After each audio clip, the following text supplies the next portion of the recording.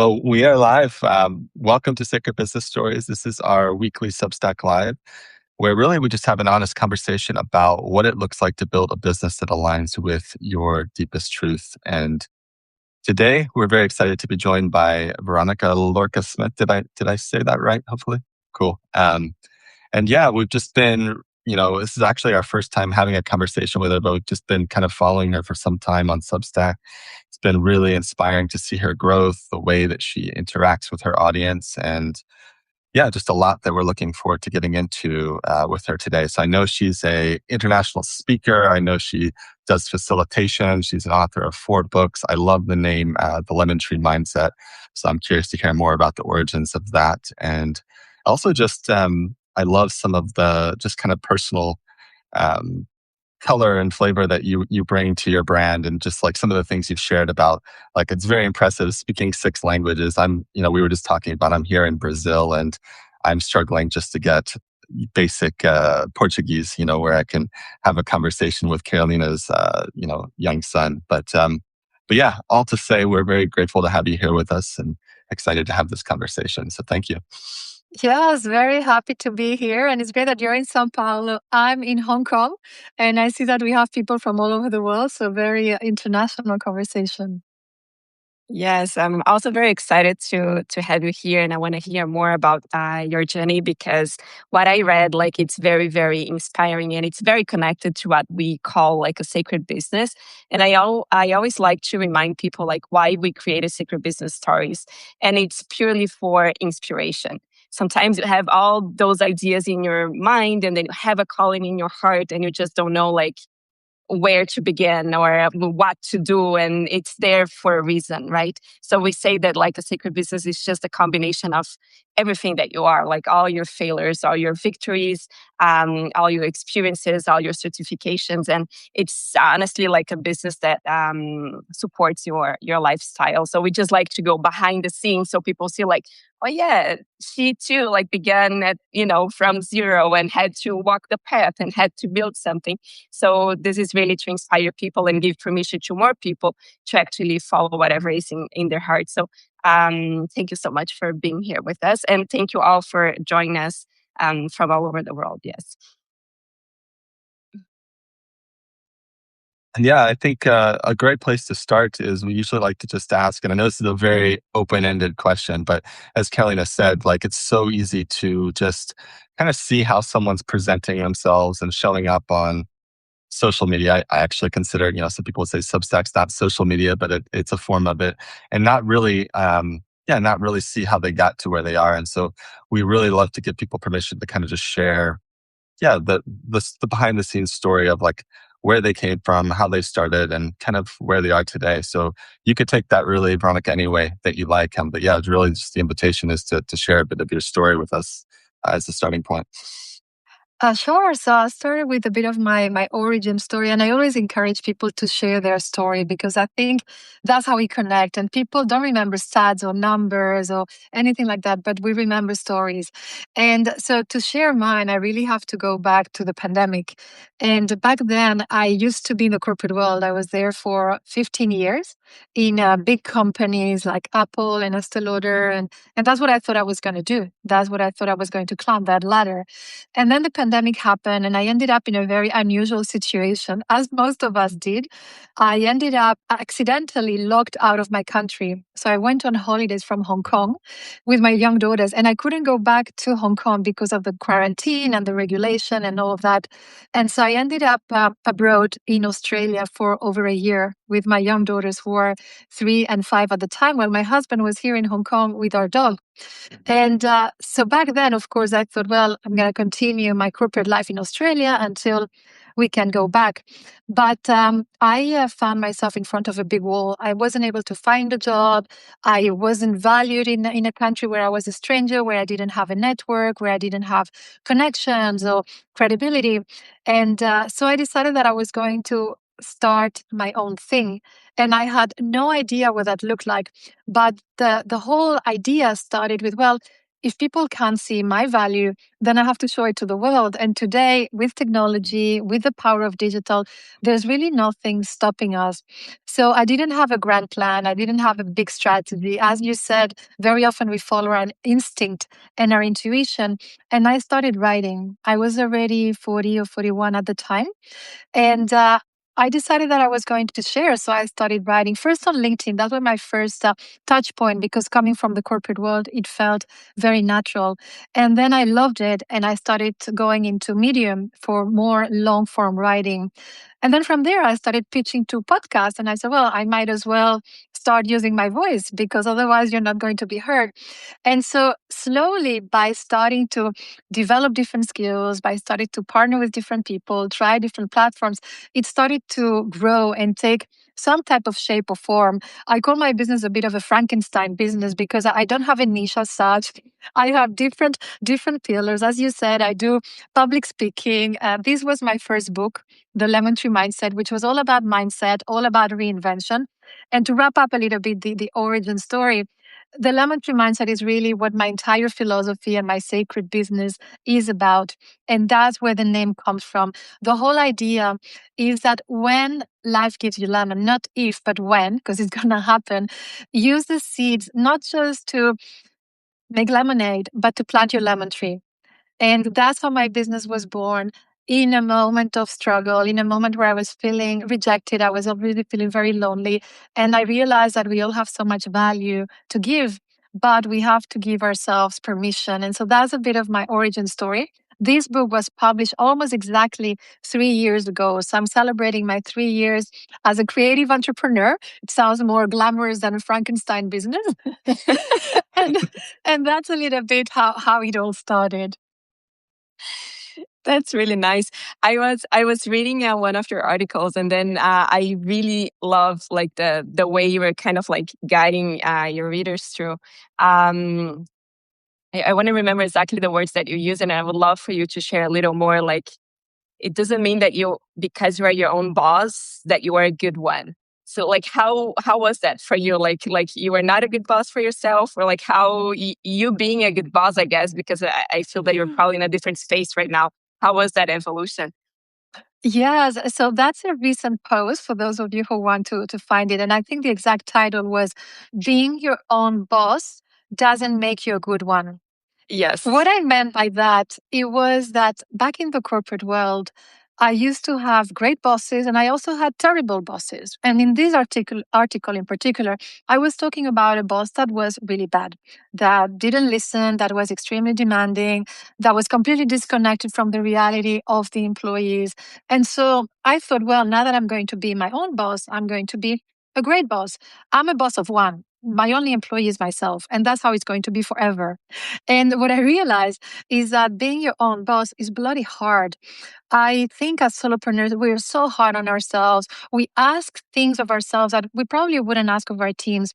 Working when we're sick, showing up when we are not having a good day. Like, we really don't have a lot of self-compassion. And so it was a reminder for myself, but also for my readers, on how important it is to be a good boss to yourself. Because when you're a solopreneur, you're still your boss, and you have to set frameworks and you have to protect your time, because no one is going to do that for you. And so that's what I meant. It was a bit of a self-reflection on how I wasn't being a good boss, and I had an opportunity to have more balance, to protect my time, learning to say no with kindness and with elegance, but at the same time protecting my space and my boundaries. That's a great reminder. Like, were you like this since the beginning? Like, since you start I know it came like without you planning, but was that an evolution? I'm just curious because I was not a good boss for myself. Like, it just made me reflect on the fact that like I let my story is a little not similar in the fact that I got isolated from my own country, but I decided to quit my job, and then for probably like 6 months to maybe getting close to a year, I was just behaving just exactly as in the corporate world.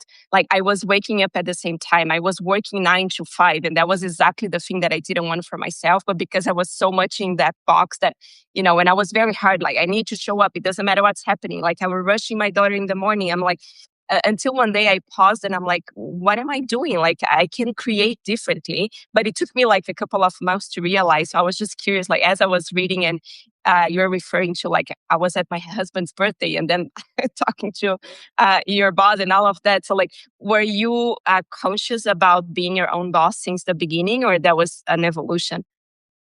No, I wasn't, because, as you said, when we come from the corporate world, we're so wired and programmed in a certain way. For example, in the corporate world, especially before COVID, working meant you have to be in front of the computer. And it was more about keeping the desk hot than actual results. And now I'm rewiring myself. And for example, this morning I went for a bike ride, just myself. And during that bike ride, I was working in the sense that I was thinking about my business. I was thinking about the live session that I was going to have with you today. So you really have to rewire yourself in terms of what being productive means. It's no longer about all these hours in front of a screen. And in fact, as creators, I think that being too much in screens, it just drives our creativity. We are less productive. We are less effective. So I tried now to be more aware of that. How can I do cool things? Because I want to enjoy life, but also because I'm going to be better at sharing stories. A couple of days ago, I ran a half marathon. That's a cool story that I can share with my community about mindset, motivation, not giving up. So I think that this rewiring, especially when you come from the corporate world, is so important, because I was exactly like you, Carolina, but I was worse because it took me more than a month. It took me at least a year, I think, to figure out, okay, you can do things a different way. That's why you left that environment, so that you can create an environment that works for you.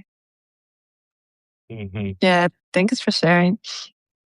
Yeah, kind of a slightly different direction. I'm just curious, just because you use that term Frankenstein. Like, I'm curious if you could take us back, like when you were, because one of the things I see often with people is that they don't, they have this kind of seed of an idea, but they don't quite know how to package all of their gifts and their skills and the way they want to express in kind of a way that makes sense to them. It feels really foggy. And so, yeah, I'm curious, like, what was that process like for you, kind of making this decision of like, hey, I'm here in this country. I'm going to create something. There's this opportunity to express, but like, what was the process of kind of getting traction or deciding like where you wanted to put your first focused effort? If I'm making sense what I'm asking there. Yes, I think finding clarity is one of the hardest things. And people very often want to find clarity first and then do things. And what I have found is that you often find clarity by doing things.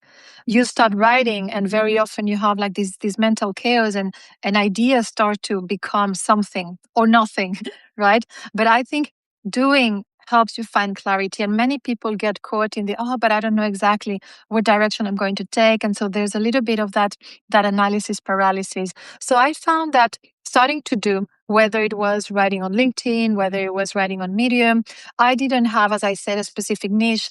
I was just writing. First, it was more from my instinct, more from how I was feeling it. And then I started to take an approach that has worked very well for me, which is building public. And whether I'm achieving results, or whether often to achieve results, we also have a lot of failures and obstacles along the way. So I share those. And if you don't know where to start, I think documenting what you're going through, it's extremely, extremely helpful. And in fact, this first book that I was talking about is called The Lemon Tree Mindset: 19 Lessons to Reinvent Yourself. And basically, what I did is kind of go back to my transition, this journey from corporate to solopreneur, and talk about the mindset, about things that I found useful, and try to create all this chaos, or turn all this chaos into a bit of a framework that someone who wants to reinvent themselves in whatever capacity can follow some type of logic or some type of journey to help them get there. So I do find that this building public works very well. And in fact, every single book that I've written, whether it's this one or the most recent one is The Anti-Procrastinator, it's also about how I have come or overcome obstacles and turn that into something that can be practical, that can be useful for someone else. So go back to your own journey, take that maybe as a compass, but then be very people centric. And how can this be helpful for someone else? Because otherwise it just becomes a me centered story. And it's really about the impact that you want to make.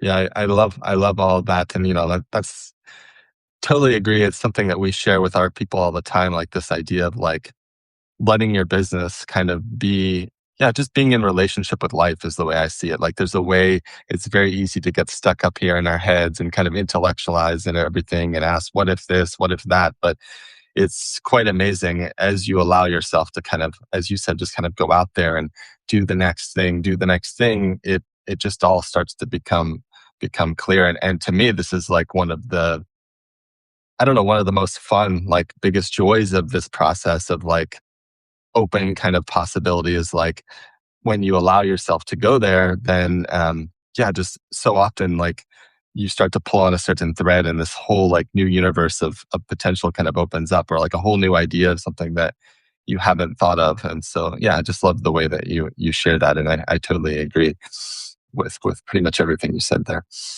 Yeah, and very Mhm. often people they think that they have to have everything figured out. And like today, Mhm. we are doing live sessions, right? The three of us, and from what I've seen, you've done quite a few already.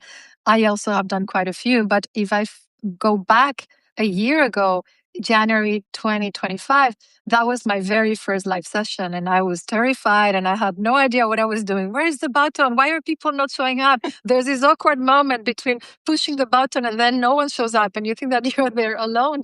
And you have to go through these moments to really tell people what it's like afterwards, and then gain that confidence that comes through experience.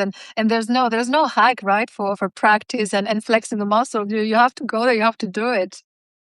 No, yeah, we probably got started around the same time then with doing these. And yeah, I tell people I'm very honest about it. Like I still like I've never been super comfortable with public speaking and being on the camera. And I've actually learned to love these, where this is like one of my favorite things that we do every week, and especially getting to connect with cool people that we've been kind of watching from afar. But I still get that like every time I get on here, I still get that kind of like jittery feeling in my chest. But I've kind of learned to, yeah, I've kind of, I talked about this too. Like I've started to reframe it as a little bit of like a playful tickle. And, but yeah, there's no way to kind the first time, I remember the first time we did this too.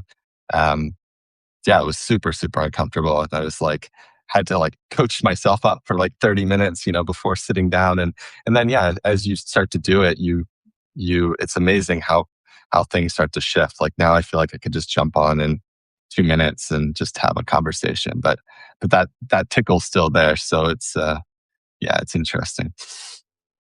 Mhm.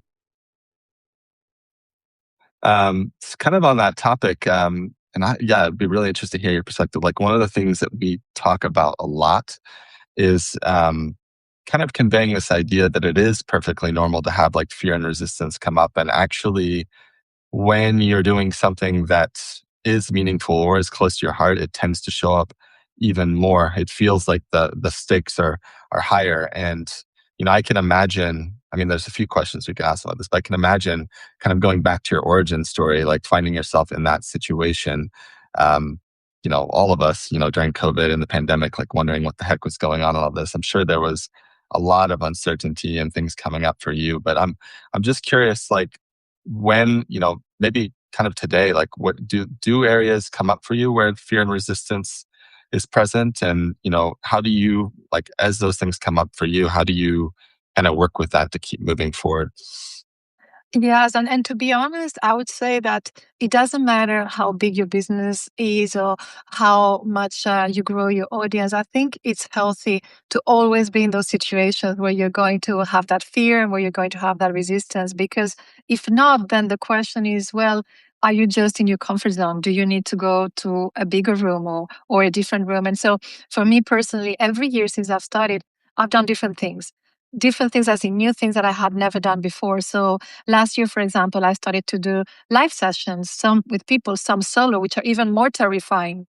I do them live now quite frequently. When I was starting to be comfortable with my Substack in English, I grew a decent community.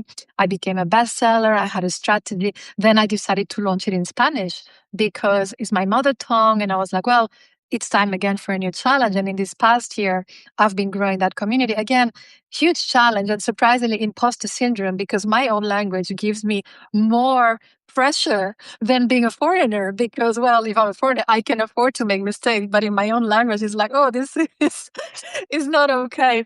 So language is another one. Then public speaking, for example, I'm always trying to go to bigger companies, bigger stages. I'm always creating new presentations. And so I always try to put myself in these situations, which is always going to be resistance. Another thing that I did last year as well was launching digital courses. Again, something that I had no idea. I had to start from scratch. How do I do this? How do I promote it? I made a bunch of mistakes, but then I published the first one. And then from there, it's like, okay, I know what I'm doing. I know what works. I know what doesn't. So absolutely, I think it's healthy. I think it's part of what we do. I think we're always going to have that fear and that resistance, and we just have to, push forward. And I always tell myself, reframing, instead of, oh, what's the worst that could happen? I tend to think, what's the best that could happen? And then that helps me focus on the positive rather than on the things that can go wrong. There's so many things that can go wrong. We don't need to talk about those. Let's talk about what was the best case scenario. I really like that. It seems that very intentionally you go towards the things that you've never done it before, right? And it's such like, well, if you approach with playfulness, and it does sound that you do approach with playfulness, it could be a fun thing. Like we have in our planning, we call it planning rituals, but we have one of the questions is like, did you do something that scared you this week? And sometimes like when the answer is no, we kind of look at each other like, oh, you're missing the point. If it's just the same, and it's exactly like to your point of like, yeah, like I'm just playing within my comfort zone. So what is it that it's like new that you will like, activate that feeling of like excitement and fear and being scary at the same time. I just want to touch into a point here because I feel that it's very similar to me because, well, I'm not an English speaker. That's not my first, well, my mother tongue is Portuguese. And you said something that's very interesting. And I'm actually right now just for myself writing in Portuguese.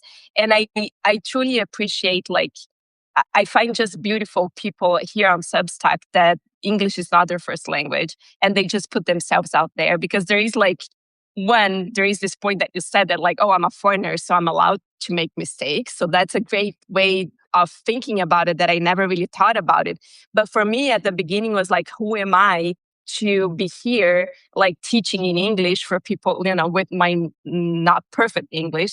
But anyways, I did it and, I make mistakes and I'm just there. And now I'm writing in Portuguese and I'm kind of like, it's just weird, it's just different. I'm like, how it almost feels that I created this personality in English that do not exist in my first language. Like my professional life has been in English for, I don't know, with this business and even before that, but for the past like 13, 15 years. And now I'm discovering myself again in my own language, which is, I'm just curious, like you putting yourself out there in English and now coming back to Spanish and like how you're dealing with all of that. And like, there are like a lot of fears that I have in Portuguese, which is maybe weird to say that it's not present in English. Because, like, for example, like posting, talking about sacred business in English is one thing because sacred business was born in English. But when I go to talk about sacred business in Portuguese, I find myself trying to explain in ways that doesn't feel the same. So I'm just curious, like, as you have the Substack publication in both languages right now, how are you dealing with that? What do you see that it's different? Like Veronica, the English speaker, and then Veronica, the Spanish speaker. Sure, Carolina. And this is a topic that I'm very passionate about that I didn't know we are going to cover. It's more about languages in general. And I see a lot of names in the audience that I believe are probably not from English-speaking countries as well.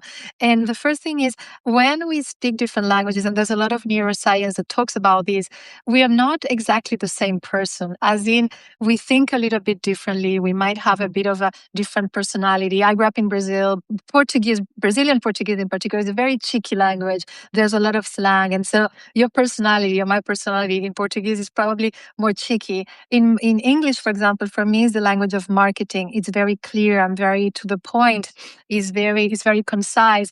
Latin languages like Spanish, French, Italian, where it's romantic, it's long sentences, and there's a lot of detail, and there's a lot of color. And so that's the first layer, right, about languages, that yes, we kind of show up in a bit of a different way.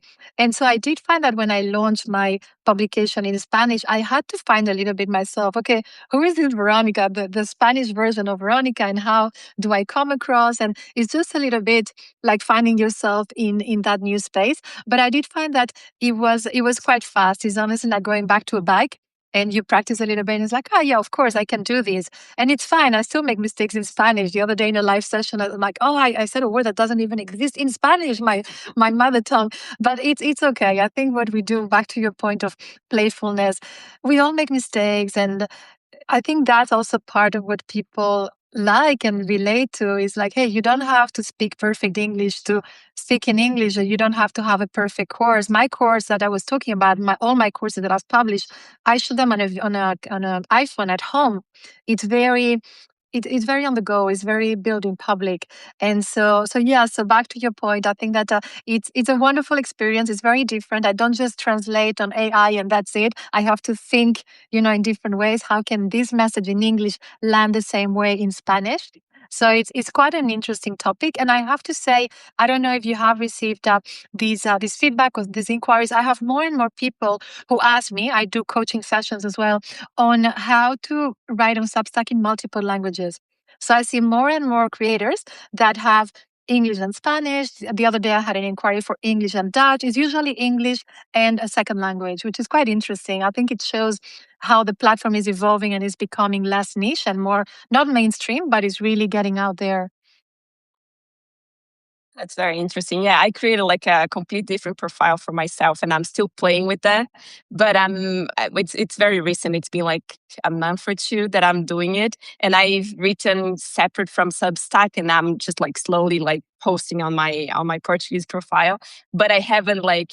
I was telling Phil about it. Like it just feels I haven't found my words yet. I'm like sometimes when I read something in English, I'm like, oh, this is so me. And then when I read in Portuguese, I'm like, oh, who is this person? So it's just that experience that it's been very, very interesting. But anyways, like I appreciate like non-English speakers putting themselves out there with their accent, with their imperfection, and just like sharing from their hearts, because it's just as valuable, and it's just that thing about confidence. Like I have something to share, and it doesn't matter if my language or my accent is not perfect as, right? There's no perfection anyway. So I just appreciate that. Yeah, and I also love what you touched on something there too, which it's actually it connects to the next question. Just this thing around imperfection, and you were sharing you filmed I think you said you filmed your course on your phone.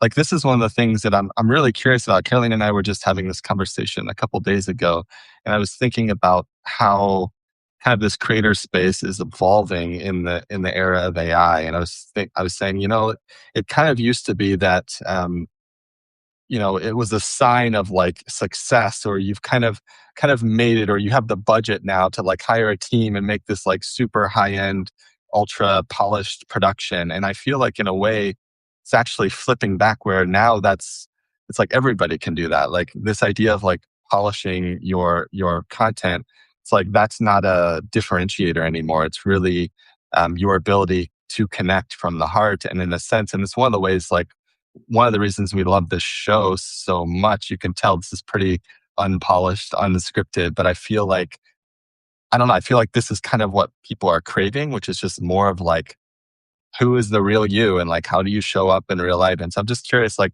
when you think about connection, I think this is an area where creators kind of do struggle. Like, how do you make meaningful, authentic connection online? How do you cut through? How do you show kind of your true self as you're sharing your message? Yeah, I don't know. I'm just curious, like, what sort of advice would you have for someone who is trying to share what they have to offer more consistently and feel authentic, Yeah. as they show up? So, a few things there. I talked before about this strategy of building in public. And if you are genuinely building in public, it means that you're going to show everything. You're not just going to show the front stage and the final shoot and take where everything is perfect. You're going to show the backstage. You're going to show the mess. You're going to show everything. And that's a way that really helps to build meaningful connections. One story that I have of last year is these books. I've been writing a lot about the anti-procrastinator. It was my first book with a big publisher. And so I've been writing everything about it, like the good, the bad, and the terrible. And the terrible was, for example, a book launch that I had in Singapore. So I flew all the way to Singapore, and it was a bloody disaster. It was really bad. Mhm. They didn't even have book copies, so I couldn't sell a single book. It was that bad. And you have two options there. You can just go home and pretend that it didn't happen, brush it up under the carpet, and say, "Oh, great event in Singapore," or you can share the true story and say, "Hey, this is what happened. It was actually a disaster. I had less than 10 people." And so that's what I did, because when you build in public, you show everything. You show how nervous you are before a session, and the little technical issues that you have, and the things that don't go well, or that in this case was a flop. And you have no idea how much people related to that particular article. I had people send me messages. I had people thank me, say, "Hey, thank you for being so real." It just makes this whole thing more real and more achievable and more human. So I think that's one. Being human is not just having to pretend that everyone has a Ferrari and all these things. Like, who cares? You're building your thing, right? That's why it's called build in public. So that works extremely well. Another thing that works very well, and surprisingly, because a lot of people are kind of anti live sessions, I had so much pushback from my community, people in Substack in general, in this case. "Oh, this is not what Substack is about. The essence is about writing, and we don't want videos, and we don't want all these mainstream trends that are being pushed onto us." But then the reality, and I have numbers that show it, when you go live, it's not like a super curated, polished YouTube video where you have had maybe a team or AI go through it. This is us. It's the three of us showing up from Sao Paulo, from Hong Kong, having a real conversation in the moment. And I find that live sessions really help the audience get to know you.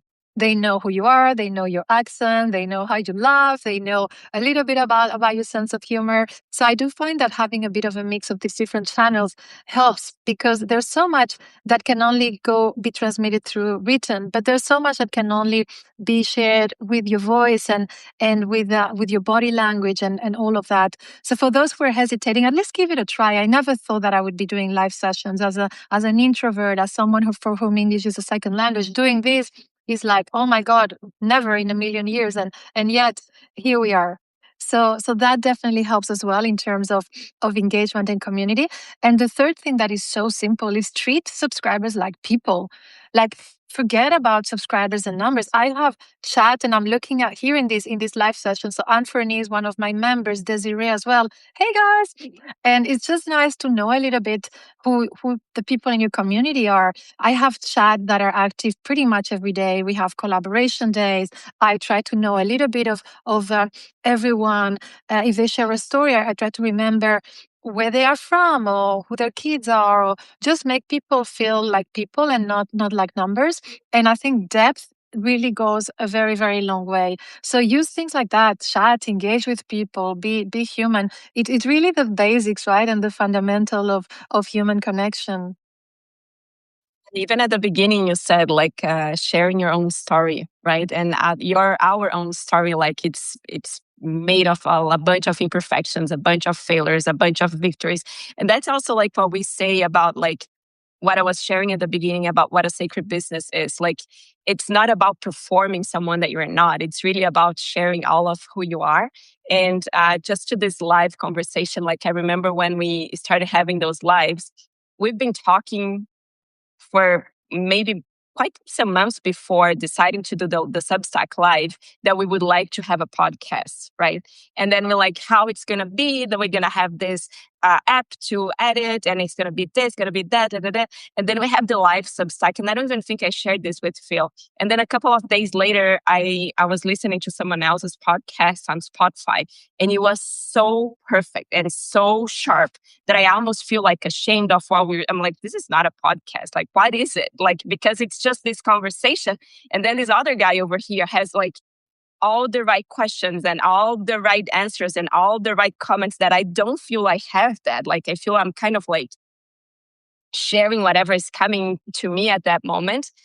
But then I paused and I'm like, why am I comparing myself with someone else?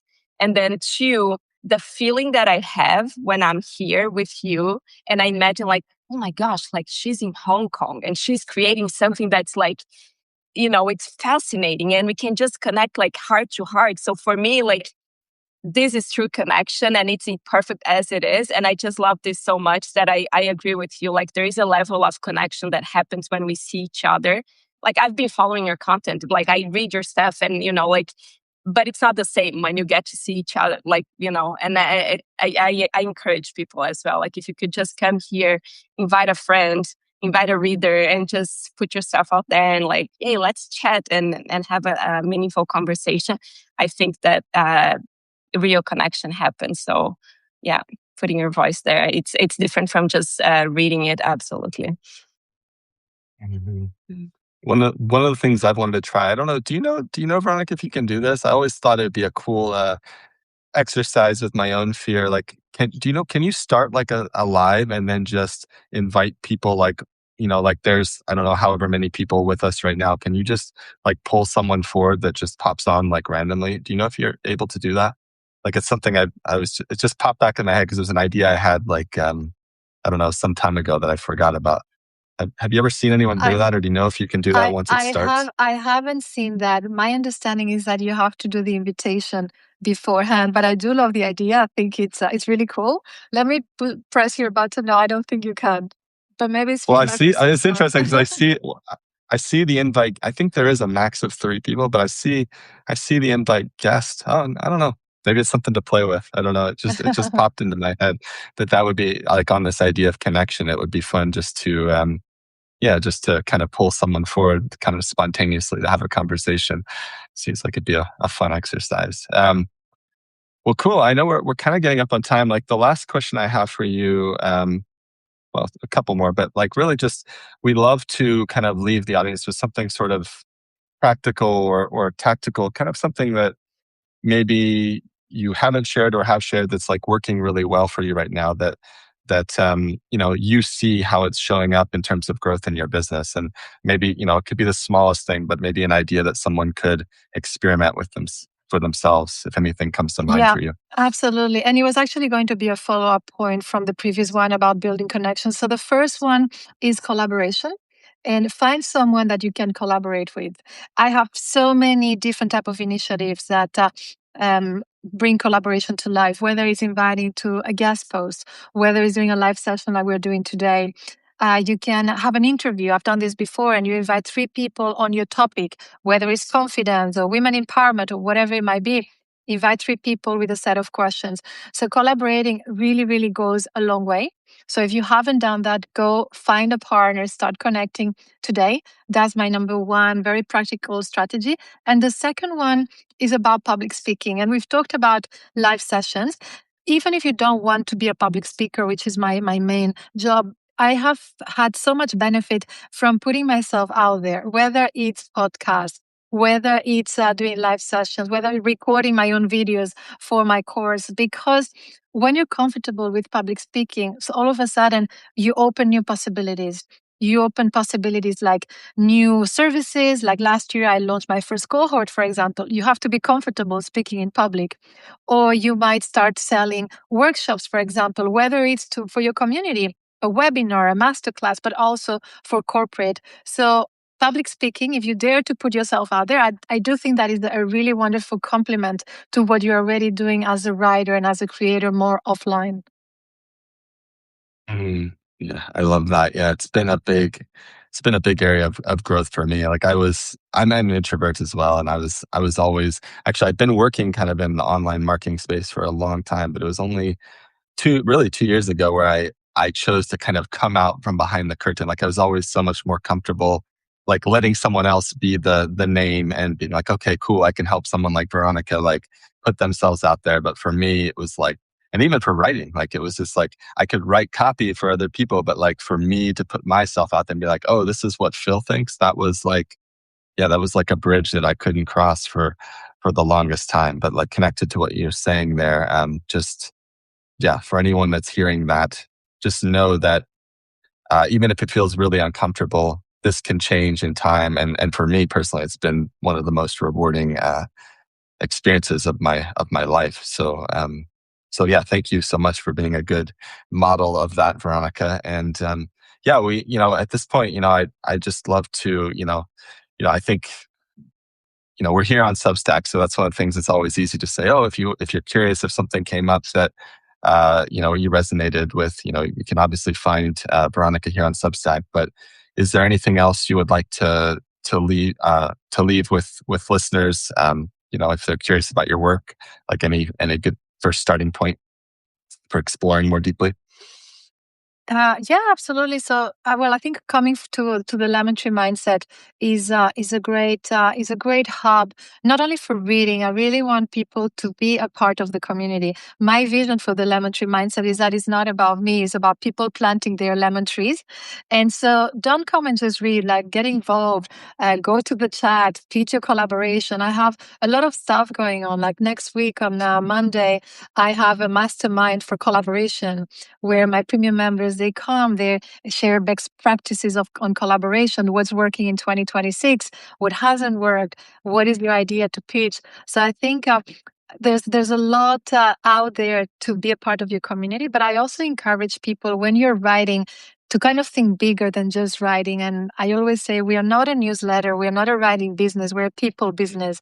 And what does that mean to you? How you can bring this to life, whether it's chats or masterminds or doing live sessions. But for me, it was really transformational to stop looking at this as a writing business or a newsletter and say, hey, this is really a people business. So let's really, get together, plant our lemon trees together, get our hands dirty.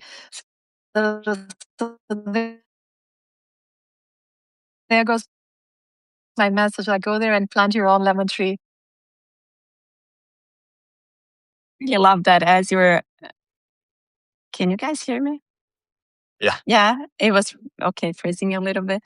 I just had the picture like of like you and the people around you, like in a beautiful field, actually like planting lemon trees. Some dirt, yeah, rolling up the Yeah, it was. sleeves. Yeah, I did like just the imagery of it, like outside the online world, and thinking of like in real life how beautiful it is.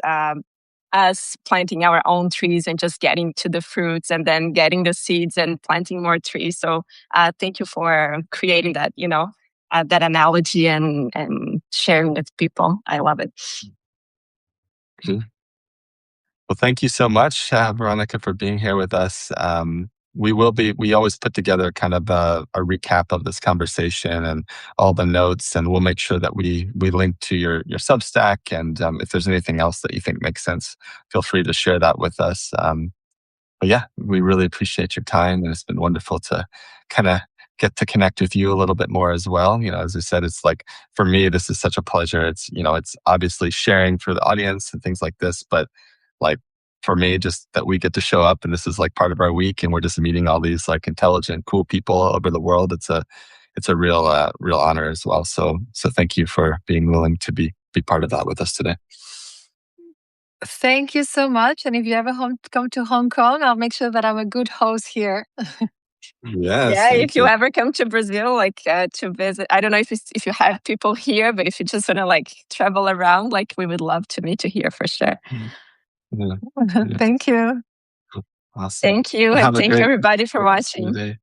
Yeah, thank you. Bye, Veronica. Bye. Bye.